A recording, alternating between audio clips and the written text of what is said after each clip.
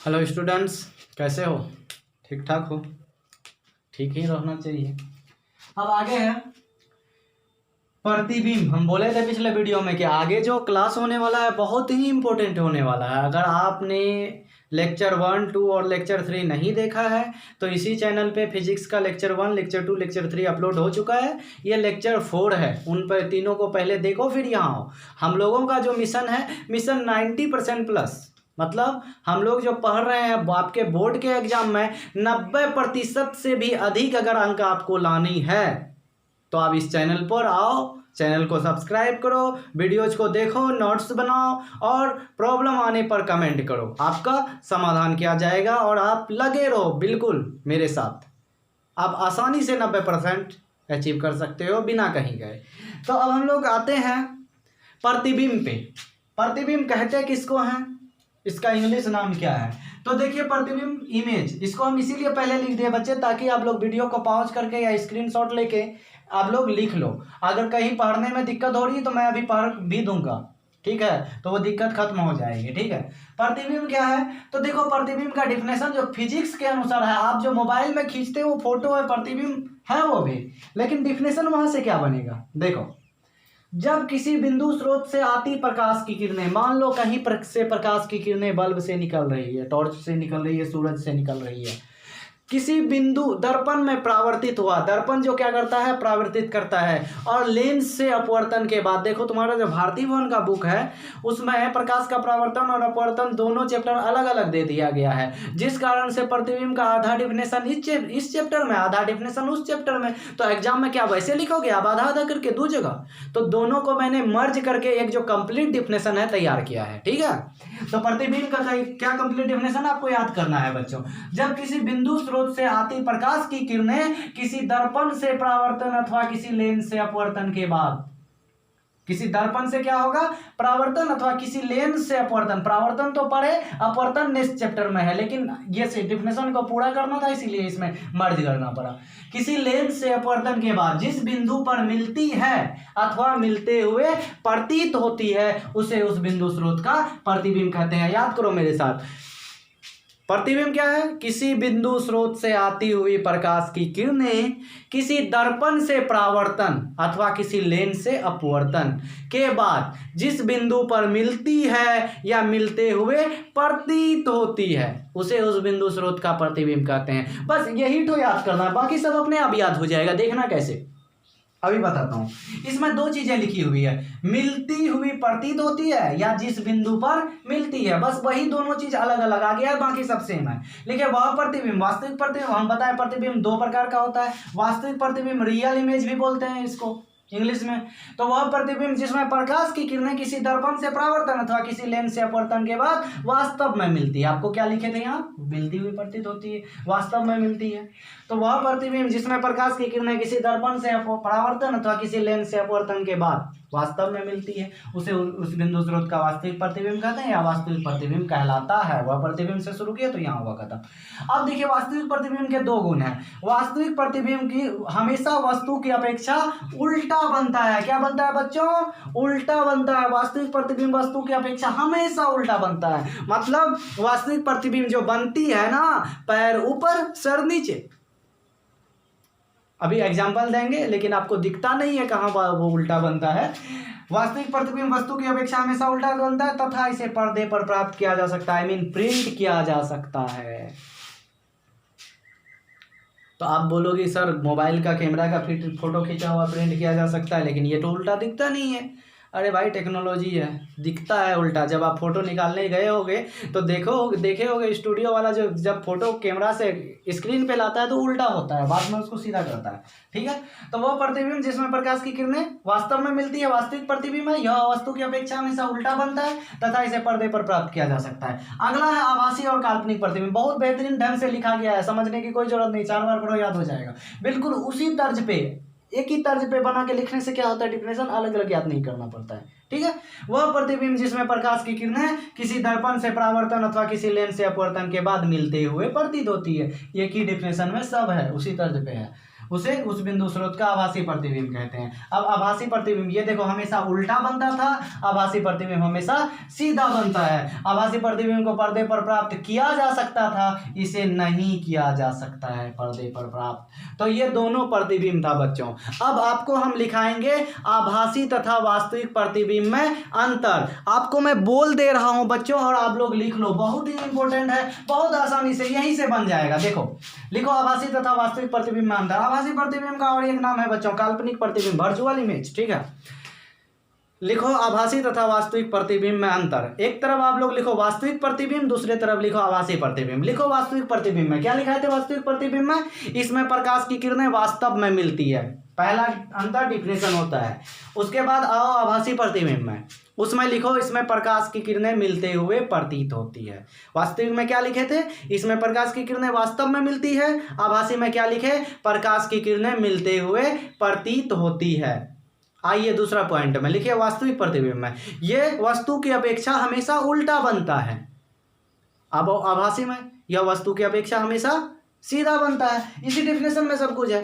तीसरा पॉइंट आप लोग खुद जानते हो, वास्तविक प्रतिबिंब को पर्दे पर प्राप्त किया जा सकता है, आभासी प्रतिबिंब को पर्दे पर प्राप्त नहीं किया जा सकता है। काम खत्म। कुछ था? कुछ नहीं था। अब हम लोग जो आएंगे, एक टॉपिक जो छूट गई है, वास्तविक अवतल और उत्तल दर्पण का उपयोग, जो कि बहुत ही इंपॉर्टेंट क्वेश्चन है, VVI है। ये भी क्वेश्चन आपका बहुत महत्वपूर्ण है परीक्षा की दृष्टि से। लेकिन अभी जो हम लोग पढ़ने वाले हैं अवतल तथा उत्तल दर्पण का उपयोग, यूं समझो कि ये परीक्षा में ऑब्जेक्टिव के रूप में, सब्जेक्टिव के रूप में आ ही जाता है निश्चित रूप से, 100% गारंटी के साथ। तो इसीलिए उन दोनों दर्पण का उपयोग हम लोग पढ़ने वाले हैं। तो लिखो बच्चों टॉपिक आप लोग जल्दी से। अवतल दर्पण का उपयोग पहले पढ़ेंगे हम लोग। अवतल दर्पण का क्या क्या उपयोग होता है, तो क्या क्या उपयोग होता है बच्चों, पहले बताओ। अवतल दर्पण क्या है, आप लोग जानते हैं, वह दर्पण जिसका बाहरी सतह पर स्थित हो। लेक्चर 2 में ही बता चुके थे हम लोग, लेक्चर 3 में भी कई बार बताया गया इसको। तो ये लेक्चर 4 में हम अब इन दोनों का उपयोग लिखेंगे, अवतल तथा उत्तल दर्पण का उपयोग। तो देखते हैं अवतल तथा उत्तल दर्पण का क्या उपयोग है। अवतल दर्पण लिखो वह दर्पण, सॉरी ये तो डिफिनेशन लिखा चुके हैं ना, अवतल दर्पण का उपयोग पढ़ रहे हैं ना।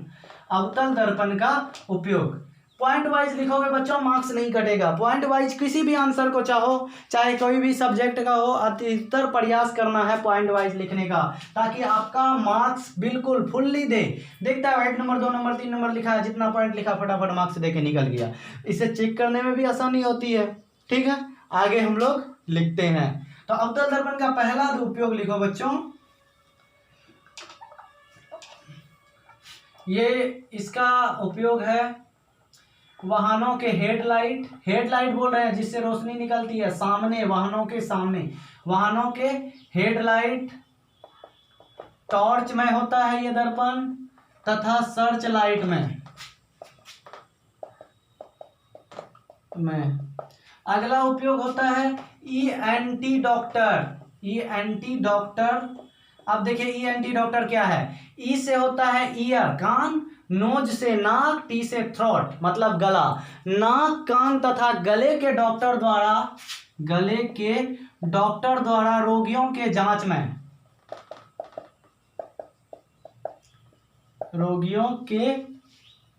में। अगला पॉइंट बच्चों हजामती दर्पण के रूप में, सैलून में जो होता है, ऑब्जेक्टिव भी पूछा गया है, हजामती दर्पण के रूप में किस दर्पण का उपयोग होता है। हजामती दर्पण के रूप में सैलून तथा ब्यूटी पार्लर में जो होता है। अगला हजामती दर्पण के बाद सौर भट्टियों में जहां सौर ऊर्जा से अनेक कार्य किए जाते हैं, सौर भट्टियों में भी अवतल दर्पण का उपयोग होता है। ठीक है, तो ये कुछ उपयोग है अवतल दर्पण के, और भी हैं। अब आगे देखते हैं हम लोग उत्तल दर्पण का उपयोग। उत्तल दर्पण का उपयोग, तो उत्तल दर्पण का उपयोग पहला पॉइंट लिखना बच्चों। उत्तल दर्पण का उपयोग में, उत्तल दर्पण का उपयोग होता है आपका वाहनों के साइड मिरर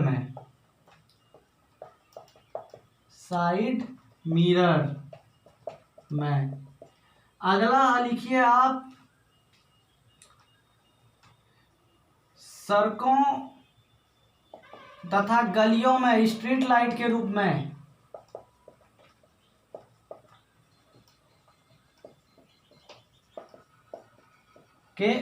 में दूसरा चीज है, आप लोग मेन रोड हाईवे सब में देखे होंगे कि रोड के बीचों बीच कोई रंग यानी पीले कलर का कुछ चिपकाया हुआ रहता है। रात में जब आप चलोगे तो उससे लाइट निकलती है, वो लाइट निकलती नहीं है बच्चों।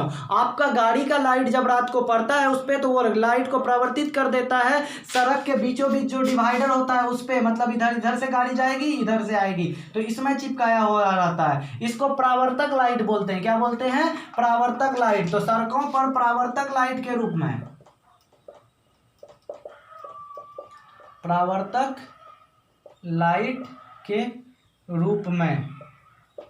अगला पॉइंट है हम लोगों का, ये है महीन अक्षर को पढ़ने में, छोटे और सूक्ष्म अक्षर जो होते हैं उसको पढ़ने में इसी दर्पण का उपयोग किया जा सकता है। बड़ा करके दिखाता है चीजों को, महीन अक्षर को पढ़ने में। ये किसी बुक में हमको मिल गया, 2 जगह देखे मिला, लेकिन हमको थोड़ा सा डाउट है इस पॉइंट पे, लेकिन लिख लो फिर भी आप।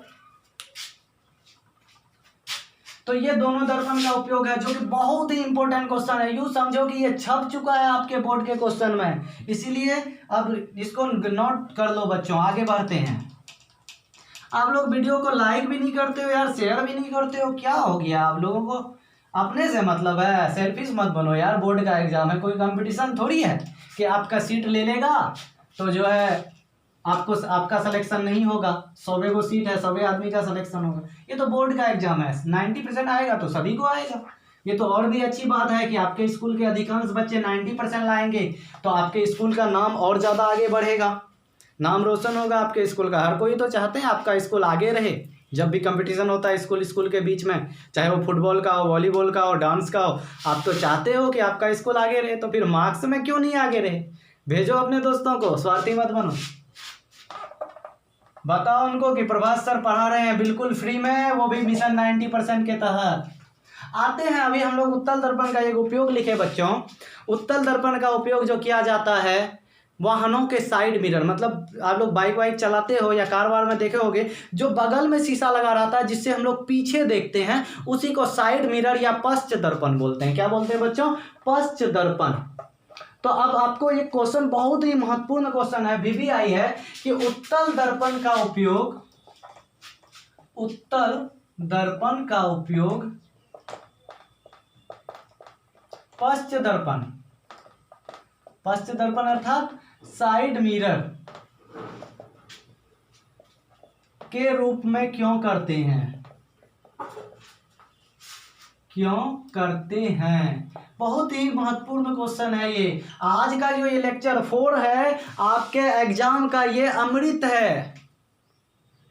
ठीक है, तो देखो उत्तल दर्पण का उपयोग पश्च दर्पण के रूप में हम लोग क्यों करते हैं? बहुत ही इंपॉर्टेंट क्वेश्चन, बताओ यार। सबसे पहली चीज आपको बताया, उत्तल दर्पण हमेशा आभासी प्रतिबिंब बनाता है, और आभासी प्रतिबिंब का गुण में आप लोग पढ़े कि आभासी प्रतिबिंब हमेशा सीधा बनता है। तो सीधा बनने का मतलब समझ रहे हो बच्चों? पीछे रोड ट्रक आ रही है तो ट्रक ही दिखाई देगा। अगर उल्टा बने, आप बाइक चला रहे हो, पीछे से ट्रक आ गई, ट्रक का चक्का आपको ऊपर दिखाई दे रहा है, ड्राइवर नीचे, आपको हार्ट अटैक आ जाएगा, बिना मतलब के गिर जाओगे। इसीलिए उत्तल दर्पण चूंकि हमेशा आभासी प्रतिबिंब बनाता है तो सीधा, उत्तल दर्पण हमेशा वस्तु की हमेशा आभासी प्रतिबिंब, सीधा प्रतिबिंब बनाता है। दूसरी चीज, उत्तल दर्पण का दृष्टि क्षेत्र बहुत विस्तृत होता है, मतलब छोटे से दर्पण में बहुत बड़ा भाग दिखाई देता है। मैंने आपको कहा था, बताऊंगा कि छोटे दर्पण में क्यों दिखाई देता है, क्योंकि इसका दृष्टि क्षेत्र क्या है? बहुत विस्तृत है। छोटा सा दर्पण में आपको रोड आते बड़े बड़े दूर तक जाता गाड़ी को, traffic signals, red light, blue light को, ग्रीन लाइट को आप देख सकते हो।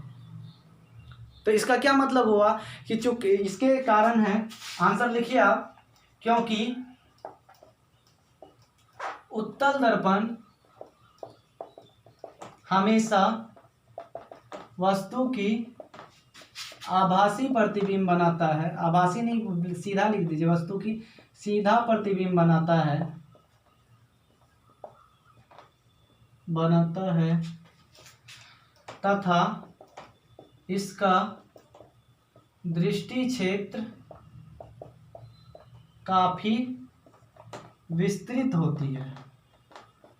होती है जिससे वाहन चालक मतलब ड्राइवर, वाहन चालक पीछे के गाड़ियों एवं सिग्नलों, जो भी ट्रैफिक सिग्नल है, अभी बोले ग्रीन बत्ती और रेड बत्ती जो भी हो, सिग्नलों को आसानी से देख सकता है, जिससे उसे गाड़ी चलाने में आसानी होती है, जिससे उसे गाड़ी चलाने में आसानी होती है।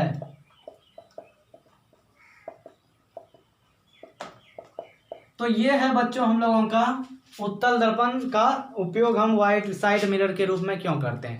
नेक्स्ट टॉपिक जो हमारा होगा वो होगा समतल दर्पण पर बने प्रतिबिंब की विशेषताएं, उत्तल दर्पण पर बने प्रतिबिंब की विशेषताएं, और F बराबर R/2 मतलब फोकस दूरी वक्रता त्रिज्या का आधा होता है।